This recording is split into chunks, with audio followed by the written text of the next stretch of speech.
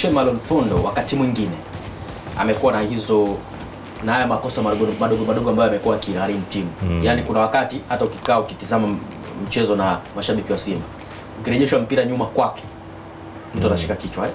Yaani hakuna ile trust ya 100% kwamba anaweza akafanya accuracy kwa 100% ya kuondosha ule mpira. Shamu Karabu ni beki mzuri, lakini kuna maswali endapo atatanguliwa. Kasi yake si kubwa sana. Unaona bana.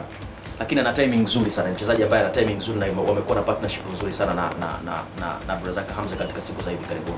Nadhani mwalimu Fadlu Davis anaweza kuingia na caution gani kwa sifa za wachezaji wake wote ambao wako kwenye defense line. Uzuri ni kwamba Yasin uliowataja kwa maana Chemalon, Hamza pamoja na Karabu wote ni walinzi wazuri katika kikosi cha Simba.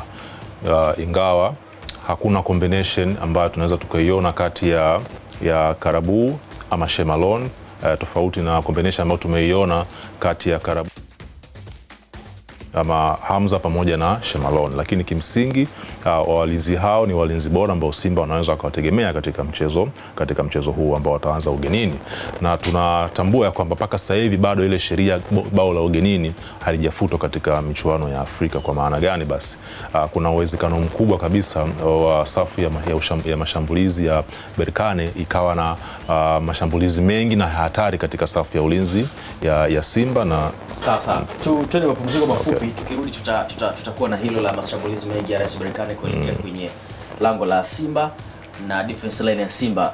Hatutaki kufanya makosa na kama wakifanya makosa kwa bahati mbaya au nzuri, washambuliaji wa RS Berkane wana hiyo accuracy, kwa sababu huwezi kuwa bingwa wa Morocco kama ufungi magoli mengi. Sahihi.